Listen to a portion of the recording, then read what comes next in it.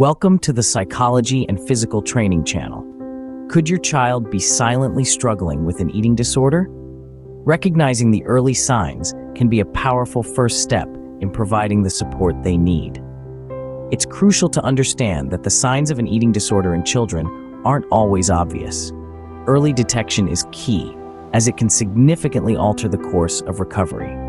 Subtle changes in behavior, especially those related to eating and body image, can be the first indicators of a problem.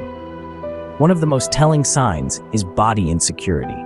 It manifests as a discomfort or shame about one's body, and it's not just about wanting to look good. A child might start wearing baggier clothes to hide their body or become fixated on any perceived flaws. Another red flag is a fear of eating in front of others. This could range from skipping meals when they are in public to outright refusal to eat at school or social gatherings. This behavior often stems from a fear of being judged or scrutinized by others. An excessive focus on body image can also be problematic. This might include an obsession with weight, diets, and controlling food intake meticulously. These behaviors can escalate to the point where the child's self-esteem is entirely dependent on their appearance or what they eat.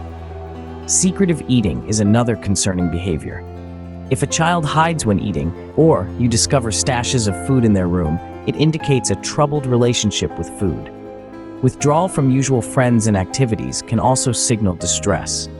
If a child isolates themselves, particularly after meals, it's essential to consider why they feel the need to withdraw. Stay alert to these signs. Recognizing them early can make a significant difference in your child's recovery journey. Not all eating disorders revolve around body image. Let's delve into avoidant restrictive food intake disorder, or ARFID. Unlike other eating disorders that often involve concerns about weight and shape, ARFID is primarily characterized by a disinterest or avoidance of food that does not relate to body image.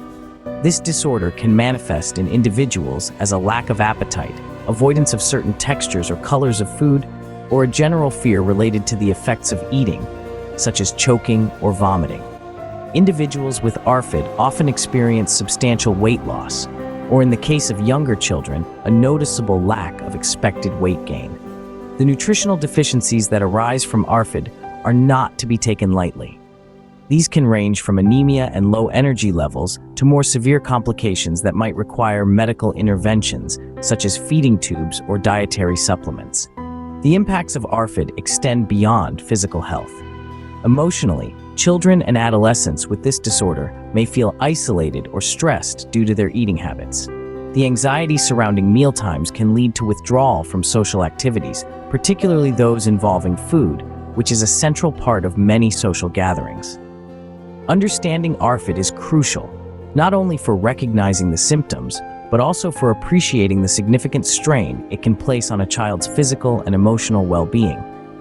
This disorder, though less widely recognized than others, demands attention and understanding. ARFID can be less known, but is just as serious. Understanding it is key to supporting those affected. Eating disorders bring significant behavioral changes and physical symptoms. Knowing what to look for can help you act swiftly.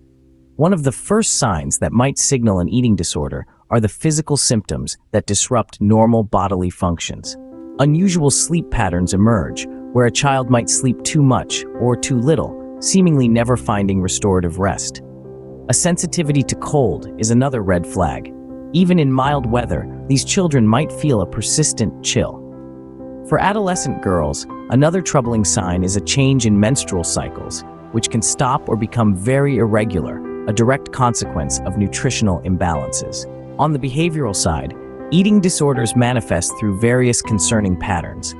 One such pattern is the development of obsessive rituals around food. This might include excessively cutting food into tiny pieces or arranging it on the plate to make it look as though they're eating, when in fact, very little food is consumed. These rituals can transform mealtime into a lengthy, stressful ordeal. Moreover, lying about food consumption becomes prevalent. Children might claim they've eaten already or insist they're not hungry, despite having consumed little to no food. This deceit is often a coping mechanism to avoid eating in front of others or to hide the severity of their disorder. Another significant behavioral indicator is how children relate to food and eating environments. They may show a marked reluctance or outright fear of eating in front of others, often withdrawing from communal eating situations. This withdrawal can extend beyond mealtimes, impacting social interactions and leading to isolation, mood swings, and irritability, particularly after meals.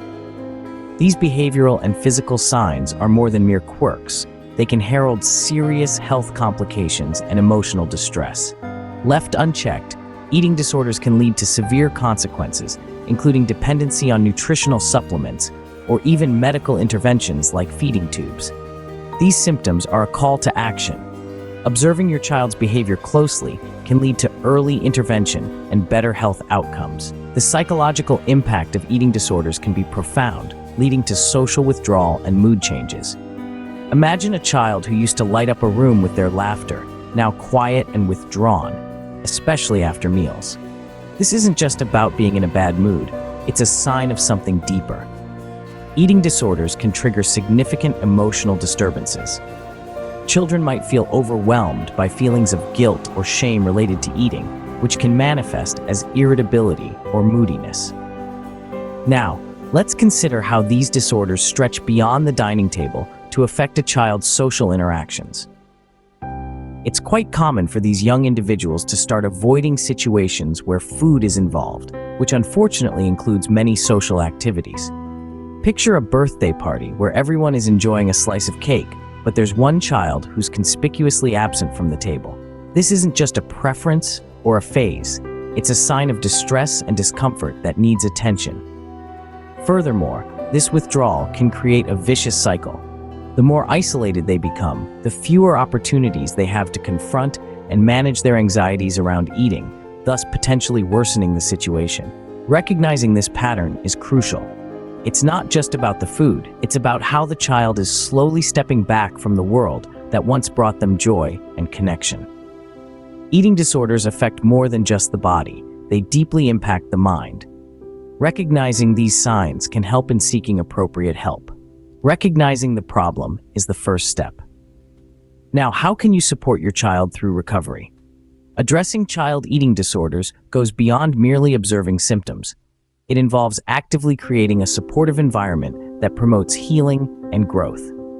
A crucial aspect of this supportive environment is ensuring the provision of nutritious meals coupled with a healthy exercise regime.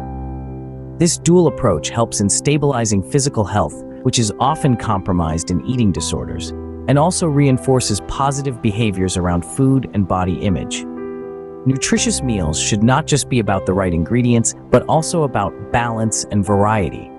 It's about reintroducing the body to a full range of nutrients which might have been neglected. This can be challenging, as children with eating disorders might resist or feel anxious about certain foods. Here, patience and persistence play a pivotal role. Moving on, let's talk about the concept of intuitive eating. This approach encourages individuals to listen to their body's cues about hunger and fullness, rather than adhering strictly to diets that dictate what or when to eat.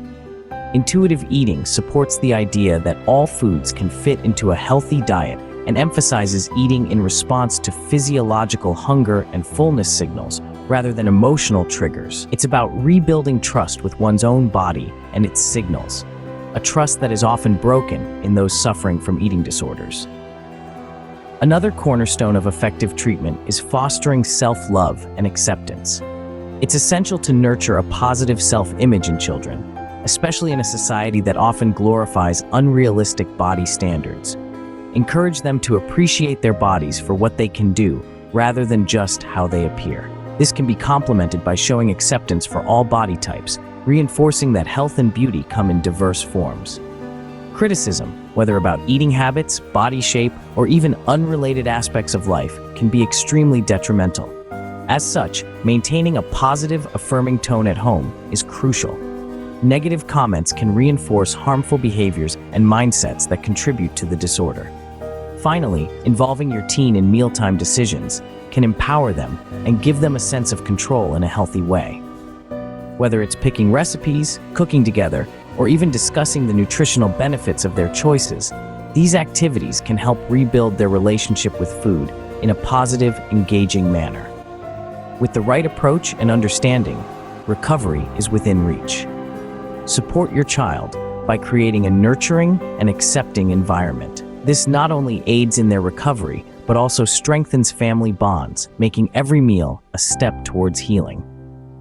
And if you like this video, do not forget to subscribe and follow the Psychology and Physical Training channel for more videos.